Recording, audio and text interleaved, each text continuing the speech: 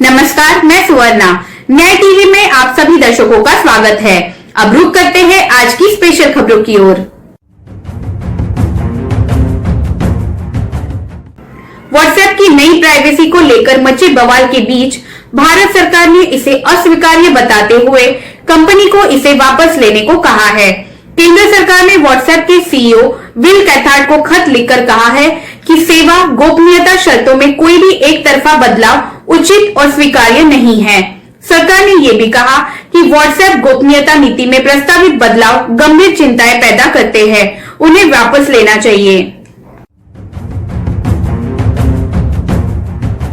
मंत्रालय ने व्हाट्सएप से प्रस्तावित बदलावों को वापस लेने और सूचना गोपनीयता, चयन की आजादी और डेटा सुरक्षा को लेकर अपने नजरिए पर फिर से विचार करने को कहा। लेटर में कहा गया कि भारतीयों का उचित सम्मान किया जाना चाहिए और व्हाट्सएप की सेवा गोपनीयता की शर्तों में कोई भी एक तरफा बदलाव उचित और स्वीकार्य नहीं है। इलेक्ट्रॉनिक्स और सूचना प्रौद्योगिकी मंत्रालय ने व्हाट्सएप के सीईओ विल कैथार्ड को कड़े शब्दों में लिखे गए पत्र में कहा कि भारत दुनिया में व्हाट्सएप का सबसे बड़ा उपयोगकर्ता है और उसकी सेवाओं के लिए सबसे बड़ा बाजार है। पत्र में कहा गया कि व्हाट्सएप की सेवा और प्राइवेसी पॉलिसी में प्रस्तावित बदलाव भारतीय नागरिकों की पसंद और स्वायत्तता को लेकर गंभीर चिंताएं पैदा करते हैं। सुशांत सिंह राजपूत मामले में हुए मीडिया ट्रायल को लेकर दायर जनहित याचिकाओं पर दिए 251 पन्नों के फैसले में बॉम्बे हाईकोर्ट ने कहा है कि मीडिया को किसी चल रही जांच को रिपोर्ट करने से बचना चाहिए और उन तथ्यों को पेश करना चाहिए जो कि जनता के हित में हो। अपेक्षाकृत की मीडिया के अनुसार जनता की उसे जानने में रुचि है। तुम्हारे कान किस कलर के हैं? पिंक। तुम किस कलर के हो? Very handsome. क्या कर रहे हो तुम? लॉरेन। अभी तुम हारे ना लूडो में? झूठ क्यों बोलते हो? दो बार जीता भी तो सही। लेकिन अभी मेन गेम तो यही था, टीम अप वाला। तो 1+1 तो 0। चीफ जस्टिस दीपकन दत्ता और जस्टिस जीएस कुलकर्णी की खंडपीठ ने प्रिंट और इलेक्ट्रॉनिक मीडिया को निर्देश दिया कि वे कुछ मामलों या किसी विशेष मामले की जांच की रिपोर्टिंग करते समय समाचार, बहस, साक्षात्कार, चर्चा से परहेज करें और संयम बरतें। उन्होंने कहा, कोई रिपोर्ट, चर्चा, बहस या साक्षात्कार ऐसा नहीं होना चाहिए जो अभियुक्त के हितों या गवाह के हितों को नुकसान पहुंचा सकता है। आत्महत्या के मामले में मृतक को कमजोर चरित्र का बताना या मृतक की निजता में घुसपैठ करना, ये जारी जांच में पक्षपात का कारण बनता है। आरोपी या पीड़ित के चरित्र का हवाला देना और दोनों के खिलाफ पूर्वाग्रह का वातावरण बनाना, पीड़ित, गवाहों या उनके परिवार के सदस्यों का साक्षात्कार लेना और इसे टीवी पर दिखाना, गवाहों के बयानों का विश्लेषण जो साक्ष्य परीक्षण के चरण में महत्वपूर्ण हो सकते हैं।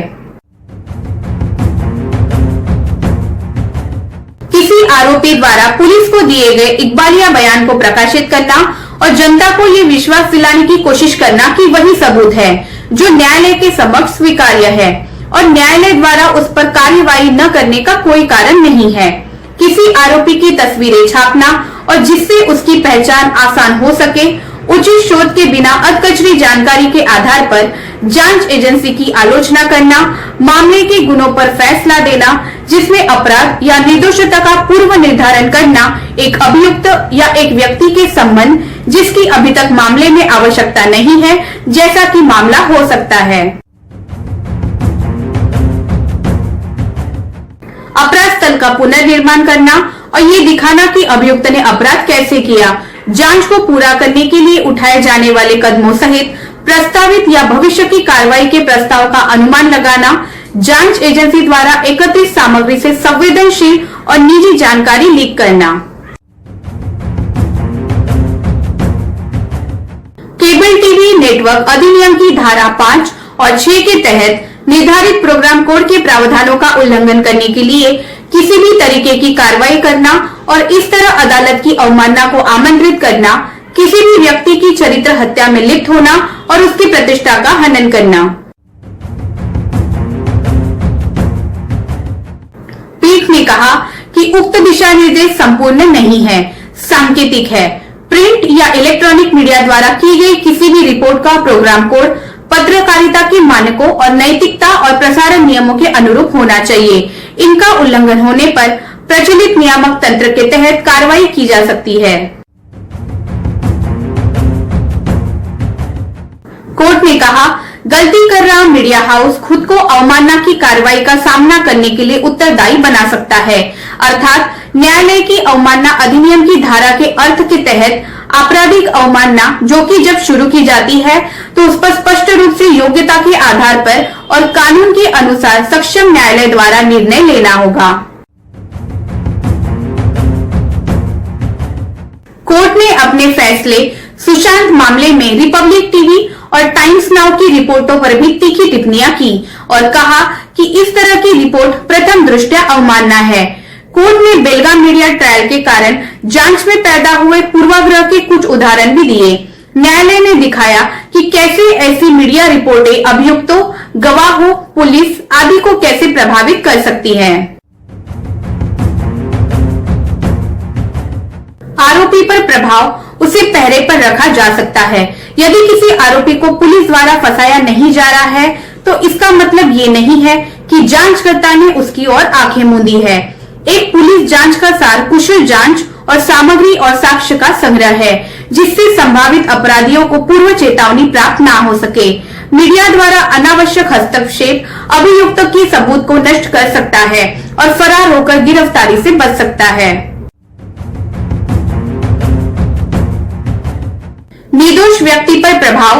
अगर किसी निर्दोष व्यक्ति को मुख्य आरोपी के साथ अभियुक्त के रूप में पेश किया जाता है और मीडिया रिपोर्टिंग के आधार पर जांच एजेंसी उसे परेशान करती है तो ये उसकी प्रतिष्ठा के लिए नुकसानदेह होगा।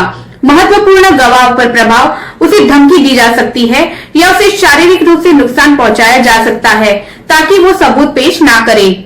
जांचकर्ता पर प्रभाव, मानवीय विफलताओं के कारण जांचकर्ता मीडिया रिपोर्टों से प्रभावित हो सकता है और जांच के सही ट्रैक को छोड़ सकता है और गलत ट्रैक का अनुसरण कर सकता है।